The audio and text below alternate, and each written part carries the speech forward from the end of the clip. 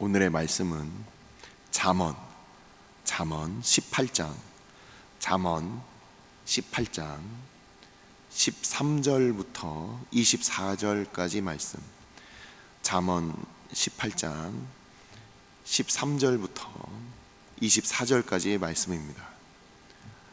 다 같이 합독하시겠습니다. 다 같이. 사연을 듣기 전에 대답하는 자는 미련하여 욕을 당하느니라. 사람의 심령은 그의 병을 능히 이기리려니와 심령이 상하면 그것을 누가 일으키겠느냐. 명철한 자의 마음은 지식을 얻고 지혜로운 자의 귀는 지식을 구하느니라. 사람의 선물은 그의 길을 넓게 하며 또 존귀한 자 앞으로 그를 인도하느니라. 송사에서는 먼저 온 사람의 말이 바른 것 같으나 그의 상대자가 와서 밝히느니라. 제비 뽑는 것은 다툼을 그치게 하여 강한 자 사이에 해결하게 하느니라. 노엽게 한 형제와 화목하기가 견고한 성을 취하기보다 어려운즉 이러한 다툼은 산성 문빗장 같으니라. 사람은 입에서 나오는 열매로 말미암아 배부르게 되나니 곧 그의 입술에서 나는 것으로 말미암아 만족하게 되느니라. 죽고 사는 것이 혀의 힘에 달렸나니 혀를 쓰기 좋아하는 자는 혀의 열매를 먹으리라. 아내를 얻는 자는 복을 얻고 여호와께 은총을 받는 자니라. 가난한 자는 간절한 말로 구하여도 부자는 엄한 말로 대답하느니라. 많은 친구를 얻는 자는 해를 당하게 되거니와 어떤 친구는 형제보다 친밀하니라. 아멘. 축복하고 기도한 후에 말씀 보도록 하겠습니다. 여호와는 내게 복을 주시고 너를 지키시기를 원하며 여호와는 그의 얼굴을 내게 비추사 은혜 베푸시기를 원하며 여호와는 그의 얼굴을 내게로 향하여 드사 평강 주시기를 원하노라. 아버지, 주의 백성들, 하나님의 백성으로 주의 자녀로 살고자 우리의 뜻과 우리의 생각과 우리의 고집과 우리의 경험과 지식으로 살지 아니하고 오직 주의 말씀을 쫓아 오늘도 인도함을 받고자 아버지 앞에 믿음으로 나왔습니다. 아버지, 2024년도 9월의 첫 시간을 하나님 앞에 드리며 또한 주의 말씀 앞에 나아가오니 이 시간 우리의 발걸음 오직 우리의 선한 목자 되신 주님께서 인도하여 주옵소서. 주의 말씀 앞에 나아갈 때 그 말씀으로 인하여 만족함을 허락하여 주시고 전하는 자와 듣는 자들 마음 가운데 성령께서 교통하여 주시어서 하나님의 거룩한 말씀이 어떤 의미인지 깨달아 알 수 있는 은혜를 베풀어 주옵소서. 이 모든 말씀 우리 주 예수 그리스도의 이름으로 감사하며 기도드리옵나이다. 아멘. 8월 중에 우리는 빌립보서와 그리고 데살로니가 전후서를 함께 공부를 했습니다. 그리고 이제 9월 달에 내일부터 출애굽기가 시작이 되는데 그 사이에 이제 남은 시간을 이렇게 이전부터 잠언 말씀을 가지고서 우리가 단편적으로 이렇게 찾아보고 있습니다. 자, 근데 아직 잊으신 분들, 아직 이 잠언에 대해서 좀 헷갈려 하시는 분들을 위해서 다시 한번 복습을 하면서 가겠습니다. 잠언은 어떤 말씀이냐, 저자가 누구냐 했을 때 우리는 솔로몬, 그리고 솔로몬과 함께한 그 후대에 편집된 잠언들, 레무엘 왕의 어머니의 잠언, 우리가 잘 알고 있습니다. 근데 이 잠언에 대해서 이게 하나님의 말씀이냐 할 때 이 잠언이 갖고 있는 어떤 그 특징이 있어요. 하나님의 말씀 앞에 그리고 하나님의 지혜 앞에 나와라 이렇게 권면을 하면서 이 잠언 말씀들을 보면은 이 세상 사람들이 볼 때도 좀 흥미로운 말씀이 있고, 믿는 우리들이 이 잠언을 읽어야 되는 이유는 무엇이냐, 바로 하나님의 성품을 우리의 삶 가운데 우리가 배우고 실천하는 데 있어서 이 잠언 말씀은 굉장히 중요하다는 거예요. 이 잠언 말씀을 읽어보면 이 세상에 살면서 필요한 그 지혜들을 우리가 깨닫게 됨과 동시에 하나님의 성품이 이 삶의, 우리의 삶의 한 가운데에서 어떻게 나오게 되는지, 어떻게 깨닫게 되는지, 이 부분들을 우리가 보게 됩니다. 그래서 잠언에 대한 이 내용이, 이게 하나님의 성품을 우리의 일상의 삶에서 계속해서 발견해 나가는 이 즐거움이 있습니다. 이 잠언 말씀을 통해서 우리가 하나님의 그 지혜를 배워나가는 그 기쁨이 있다라는 거예요. 뿐만 아니라 이 잠언 말씀을 우리가 공부하면서 또 기억해야 될 부분은, 이 잠언 말씀은 시의 형식으로 되어져 있다. 그래서 이 시편과 잠언, 그리고 아가서, 그리고 예레미야, 애가서, 이런 성경들은 다 시의 형식을 가지고 있다. 그래서 함축돼 있고 압축돼 있는 그런 의미를 가지고 있고요. 그래서 이 잠언을 우리가 볼 때는 어떻게 봐야 되느냐, 이 잠언이 갖고 있는 이 특징을 기억하면서 보면은 이해가 훨씬 더 쉽습니다.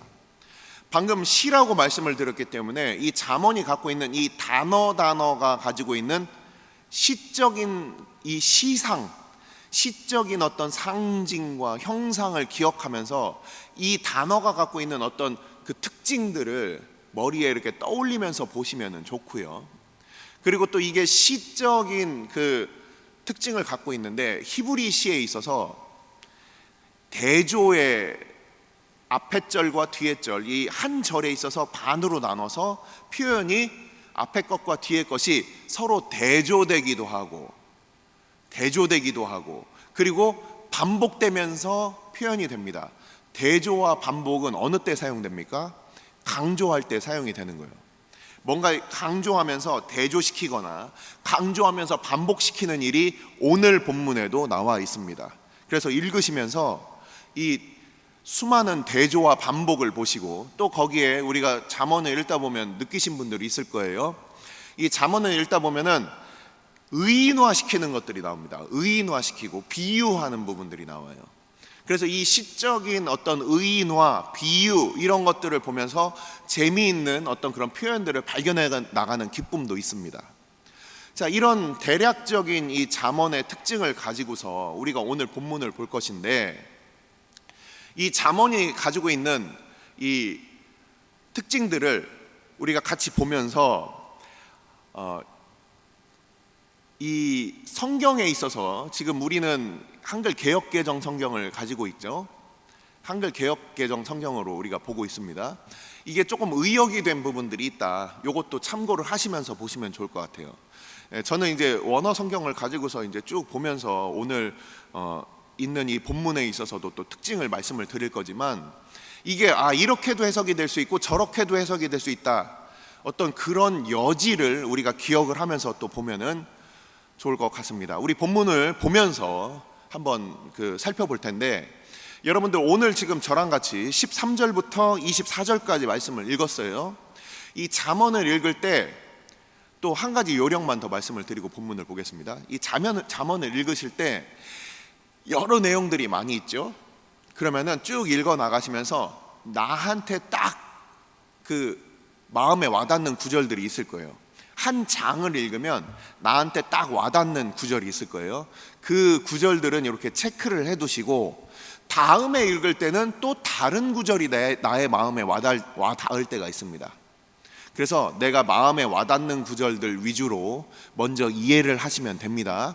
그리고 이 잠언에는 다른 이야기들이 막 여러 개가 섞여 있는 경우들도 있고요. 실제 원어 성경을 보면은 각자 다 독립된 구절로 되어 있어요. 근데 이 잠언에 있어서는 또 같은 내용들이 서로 몇 절씩 서로 같이 이어서 봐야 되는 구절들도 있습니다. 그래서 이런 구조들도 생각하시면서 같이 보겠습니다. 자, 오늘 말씀으로 들어갑니다. 자, 13절 말씀을 보니까 사연을 듣기 전에 대답하는 자는 미련하여 욕을 당하느니라, 이렇게 되어 있습니다. 사연을 듣기 전에 대답하는 자는 미련하다, 욕을 당한다. 뭔가 이렇게 그 이야기를 하기 전에 먼저 자기 이야기를 하는 사람이 있다라는 겁니다.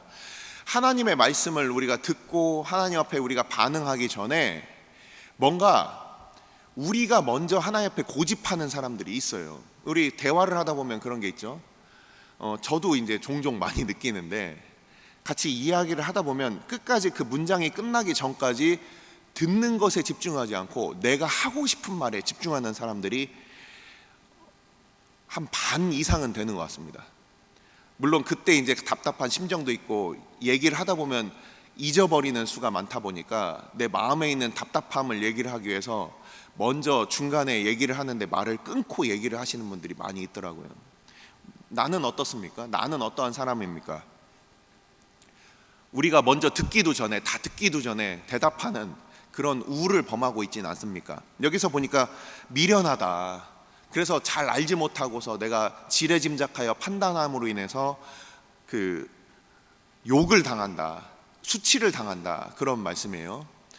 우리가 하나님의 말씀을 이곳에 적용한다면 우리가 뭔가 하나님의 말씀을 듣기 전에 판단하는 그런 섣부름이 없어야 되겠다, 뭐 그렇게 적용을 할 수 있을 겁니다. 14절을 보시면 사람의 심령은 그의 병을 능히 이기려니와 심령이 상하면 그것을 누가 일으키겠느냐. 자, 14절에 있는 각주를 보시면 일으키다라는 단어에 뭐라고 되어 있습니까? 견디겠느냐, 이렇게 되어 있습니다. 원어 성경을 보니까 그렇게 되어 있더라고요.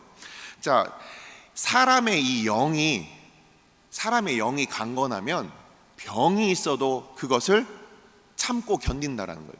이겨낸다라는 거예요.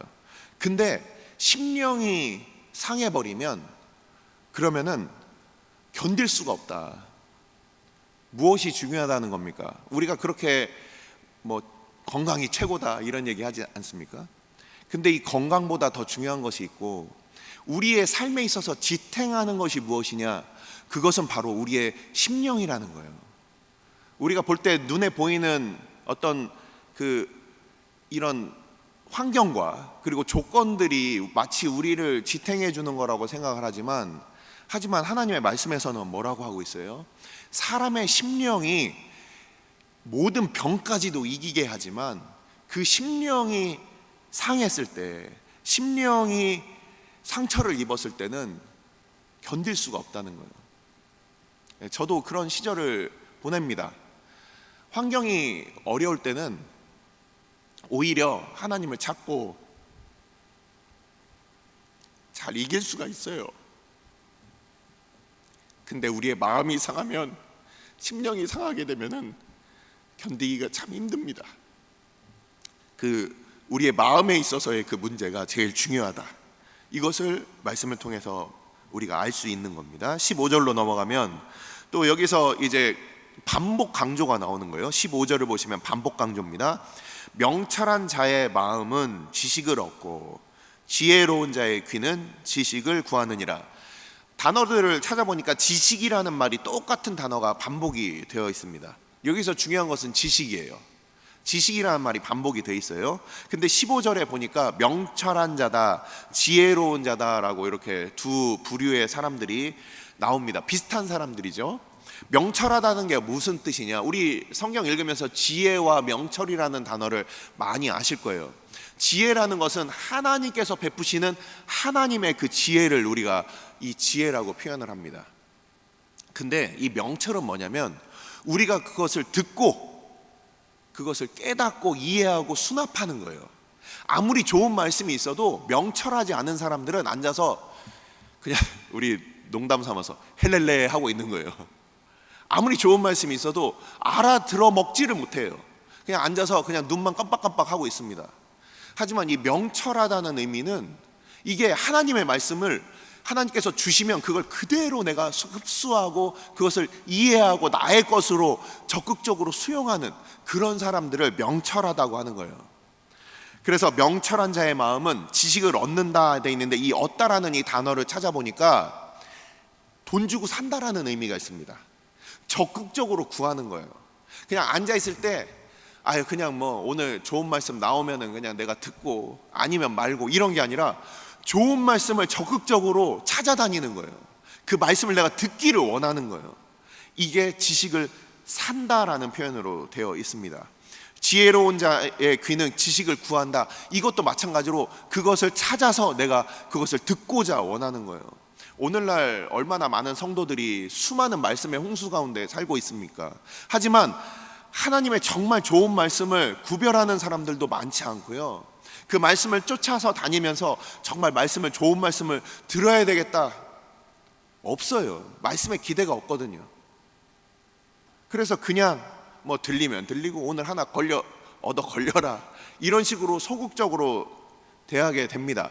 근데 또 한편으로 그 이유를 살펴보면 정말 지혜와 이 지식이 과연 말씀 가운데 선포되느냐, 또 이런 문제가 있을 수가 있다라고 생각을 하게 되었습니다. 16절을 보시면 사람의 선물은 그의 길을 넓게 하며 또 존귀한 자 앞으로 그를 인도하느니라. 16절 말씀을 보니까 이게 방금 아까 말씀드린 대로 좀 넓게 해석이 되는 그런 말씀입니다. 사람의 선물이다. 이게 베푸는 그 선물이라는 것은 억지로 주는 게 아니죠. 그가 자발적으로 그 마음을 이렇게 쓰는 거예요. 이 선물이라는 것이 그의 길을 넓게 만들고 그리고 존귀한 자 앞으로 그를 인도한다라고 이렇게 돼 있어요. 이게 뇌물을 쓰라는 말이 아니에요. 우리가 이 존귀한 자라고 돼 있는데 제가 존귀한 자를 또 찾아보니까 이게 복수 형태로 나와 있습니다.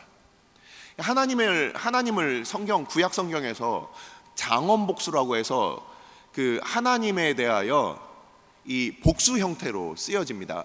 L이라는 것이 하나님인데 엘로힘 하면은 이게 복수 형태예요. 영어에서 마치 뒤에 S자가 붙은 것처럼 복수 형태를 나타내는 거예요. 우리가 이 구절을 보면 하나님 앞에 우리가 자발적으로, 저는 그렇게 적용을 하는 겁니다.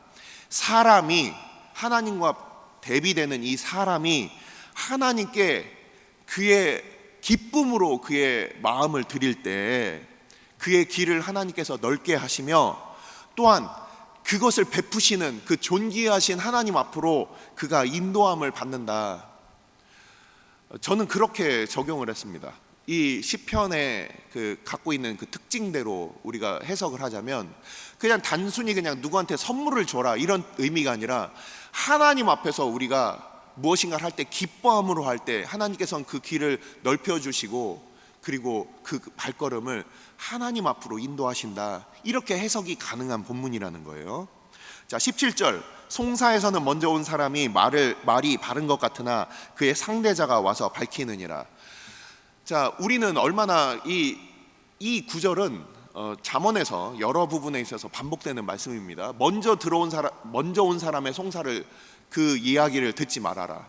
함께 다 듣고서 우리가 판단해야 한다. 특히 이 리더십에 위치해 있는 분들은 이 말씀을 잘 기억을 해야 합니다. 가정에서도 그렇고요, 교회에서도 그렇고요. 먼저 온 사람들의 말이 이렇게 유창하게 막 왔을 때 그것에 의하여 다른 사람의 의견을 듣지 않고 그리고 성급하게 판단하는 사람들이 있어요. 이거는 리더십을 가지고 있는 사람들은 정말 그렇게 해서는 안 되는 겁니다. 양쪽의 의견을 다 들어야 되고요, 그리고 공의롭게 판단을 해야 하는 거예요.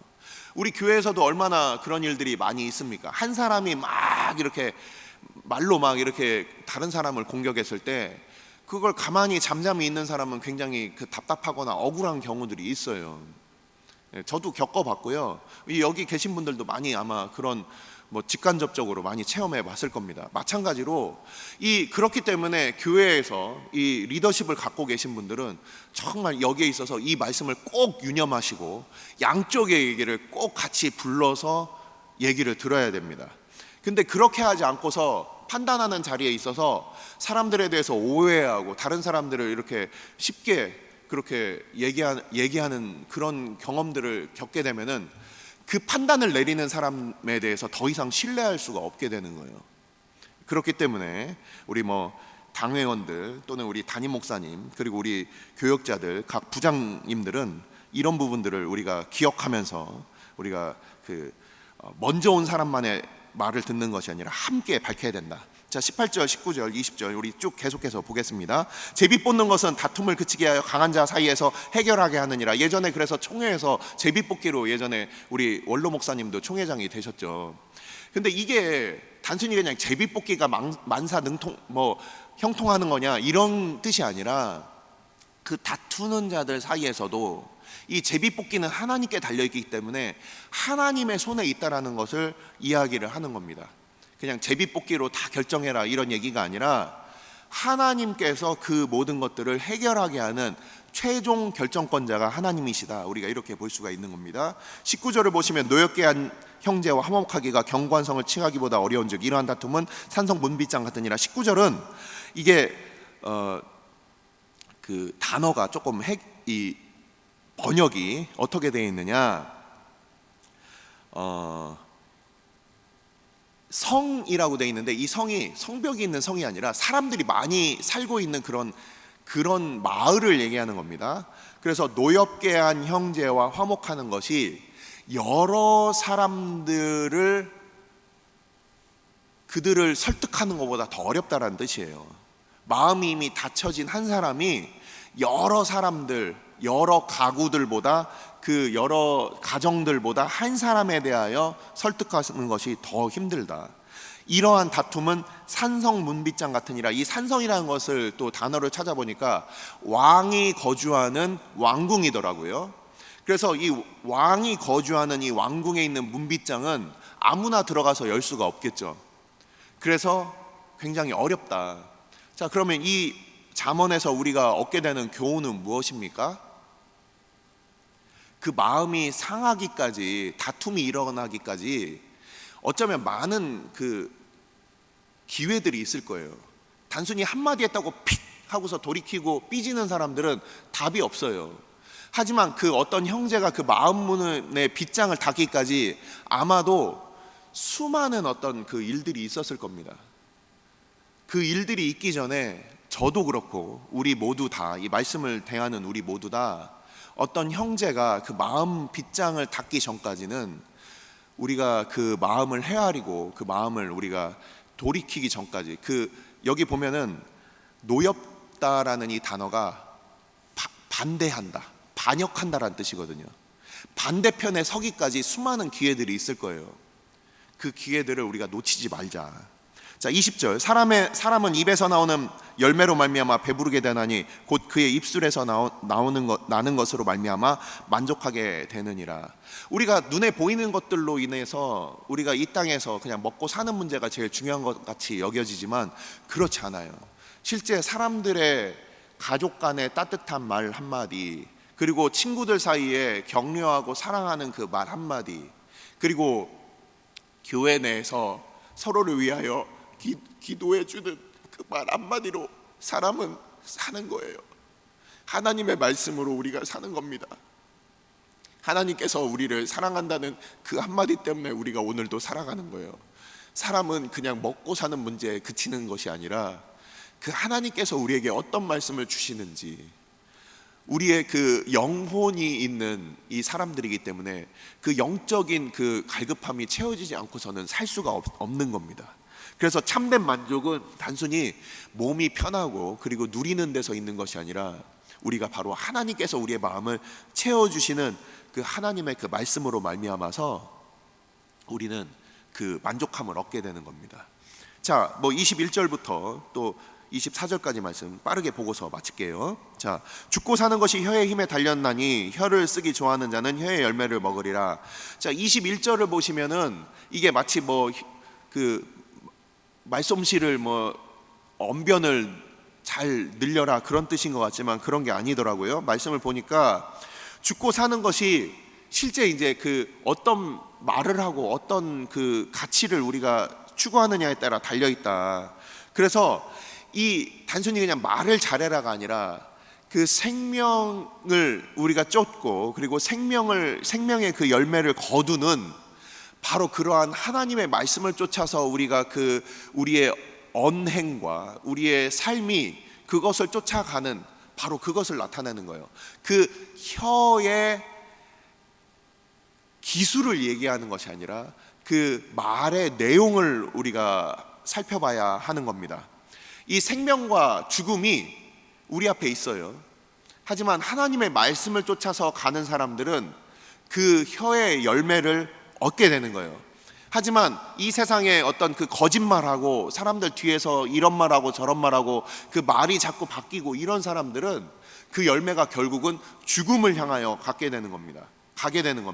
그래서 단순히 이것은 기술의 문제가 아니라 내용의 문제다. 자, 22절은 맨 마지막에 하겠습니다. 23절과 24절은 그 뭔가 이 세상에 있어서의 그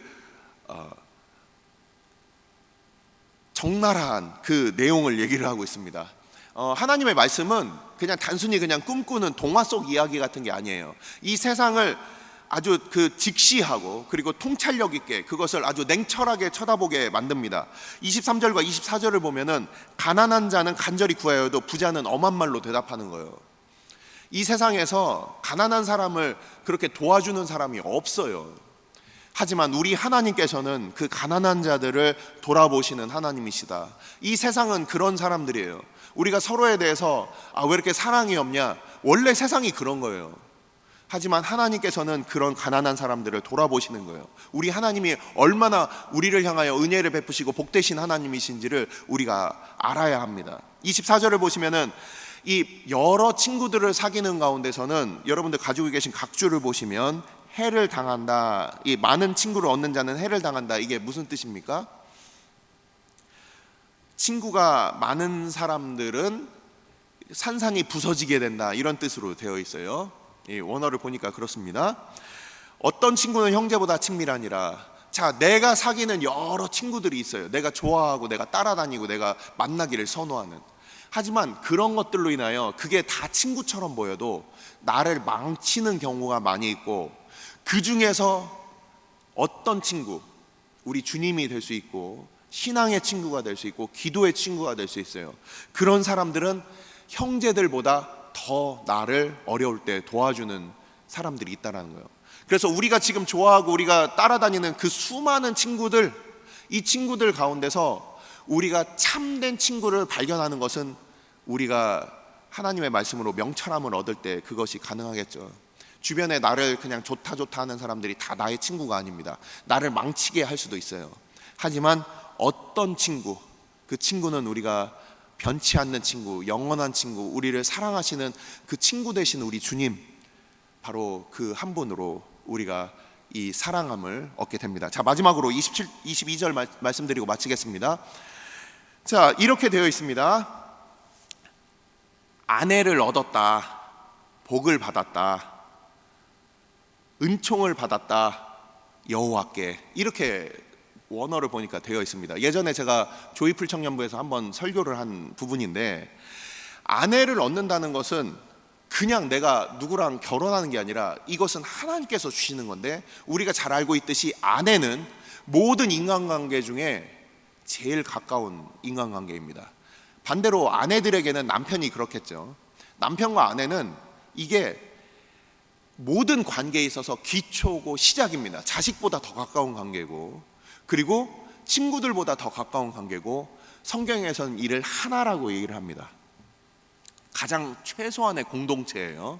이 공동체를 얻게 되는 것은 우리의 노력으로 되는 것이 아니다. 이것은 복을 얻는 것이다. 하나님께서 주시는 것이다.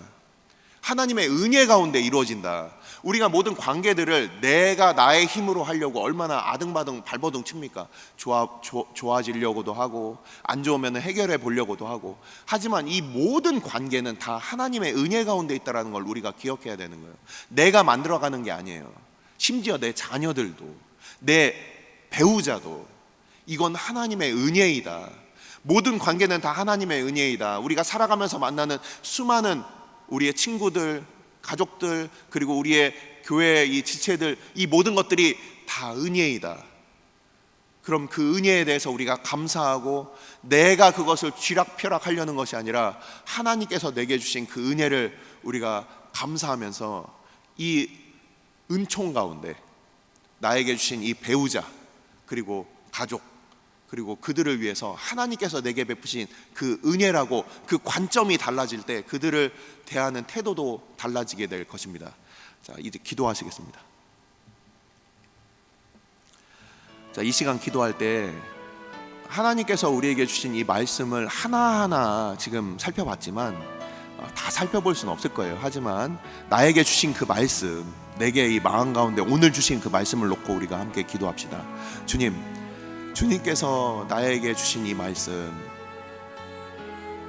하나님의 성품을 나의 삶 가운데 하나님께서는 어떻게 그것을 인도하시길 원하시는지, 내가 나의 뜻대로, 나의 지혜대로, 나의 지식대로, 나의 경험대로 사는 것이 아니라 하나님의 말씀이, 하나님의 하늘의 지혜가 우리 가운데 선포될 때 그것을 명철함으로 깨닫고 그 말씀을 듣고 그 말씀을 쫓아서 나의 마음을 다시금 하나님께로 돌이키는 이 말씀 되게 하여 주옵소서. 우리가 이 말씀 가운데서 나에게 주시는 그 말씀 오늘도 붙들고 하나님 앞에 주의 말씀대로 살아가겠습니다. 나의 뜻대로 살아가지 아니하고 오직 하나님의 그 거룩한 성품을 쫓아서 주의 뜻을 쫓아서 살아가겠습니다. 주님, 나를 인도하여 주옵소서. 이 시간 주의 지혜를 구하며 우리 가운데 명철을 허락하실 것들을 구하며 이 시간 함께 기도하도록 하겠습니다. 아버지, 우리가 함께 아버지 앞에 모였습니다. 주님 앞에 저희들 아버지 말씀을 우리가 함께 배우고 아버지 그 말씀을 쫓아서 하나님의 거룩하신 품성을 아버지 우리가 함께 나누었습니다. 주님께서 한 구절 한 구절 아버지 주님께서 우리 주의 백성들 한 사람 한 사람 마음 가운데 허락하시는 그 말씀 오늘도 허락하여 주옵소서. 그리하여 아버지 우리의 뜻과 우리의 생각과 우리의 고집과 우리의 지식과 우리의 경험으로 살아가는 자들이 아니라 하나님의 거룩한 말씀을 쫓아서 아버지 주의 성품을 우리의 삶 가운데 드러내는 주의 믿음의 백성들 다 될 수 있도록 아버지께서 함께하여 주시고 주님께서 은혜를 베풀어 주옵소서. 하루하루 하나님의 말씀을 대하는 우리의 마음 자세가, 우리의 태도가 하나님의 말씀이 과연 어떠한가 우리 가운데 기대함이 있게 하여 주시고 아버지 그 말씀을 알아가는 기쁨이 있게 하여 주시고 우리의 마음을 알아주시는 하나님의 위로가 있게 하여 주옵소서. 아버지 세상 사람들은 다 알지 못하고 그 누구도 아버지 그것을 깨달아 알 수 없지만 우리 주님께서는 우리의 모든 마음을 다 알아주시며 우리의 모든 형편을 다 아시며 우리를 아버지 오직 주의 길로 인도하시는 선한 아버지 목자 되신 아버지 우리의 주님이심을 아버지 우리가 기억합니다. 아버지 오늘도 주의 백성들 말씀의 꼴을 허락하여 주시고 그 말씀을 먹고 하나님 앞에 주의 거룩한 백성으로 그 마음을 지키며 살아갈 수 있도록 아버지께서 오늘도 함께하여 주옵소서. 주님께서 말씀을 허락하여 주옵소서. 그 말씀을 쫓아 아버지 앞에 나아가게 하여 주옵소서. 우리에게 주신 아버지 우리 교회 주님께서 우리에게 허락하신 우리의 가족들 주님께서 주의 은혜 가운데 은총 가운데 우리에게 허락하여 주셨사오니 아버지 이 모든 것이 나의 힘으로 얻은 것이 아니라 주님께서 그 은혜 가운데 허락하여 주셨사오니 아버지 주님께서 다스려 주옵소서. 주님께서 함께하여 주옵소서. 주님께서 주의 백성들 오늘도 주님께서 친히 다스려 주셔서 우리가 속해 있는 우리의 가정 아버지 배우자와 자녀들과 아버지 친구들과 모든 아버지 친척들 아버지 우리 교회를 주님께서 기억하여 주셔서 오직 주의 은총 가운데 주의 은혜 가운데 있는 우리들 되게 하여 주옵소서. 아버지 이것이 우리에게 있어서 복임을 기억하고 아버지 주님 앞에 복을 얻고 은총을 얻는 주의 백성들 우리의 모든 관계가 하나님 앞에 복과 은총임을 기억하며 감사하는 우리들 다 되게 하여 주옵소서. 오늘 주일은 특별히 오늘 주일 예배와 주일 사역을 위해 기도하는 날입니다. 이 시간 기도하실 때 오늘 예배가 하나님 기뻐하시며 하나님의 임재가 있는 예배가 되게 해달라고 오늘 강단을 살려주시고 말씀 전하시는 목사님 위에 성령으로 기름 부어 달라고 교회 모든 부서와 섬기시는 일꾼들이 먼저 큰 은혜 누리게 해달라고 계속해서 담임 목사님을 위해 기도해 주시고 함께 동역하시는 장로님들과 교역자들이 사랑으로 하나 되어 온 교회가 성령으로 충만한 가운데 부흥의 역사를 이루게 해달라고 주일 예배와 사역을 위해 합심으로 기도하신 후에 자유롭게 기도하시면 되겠습니다. 이 시간 기도하실 때 먼저 저를 따라해 주시기 바랍니다. 주여 은혜를 베풀어 주옵소서.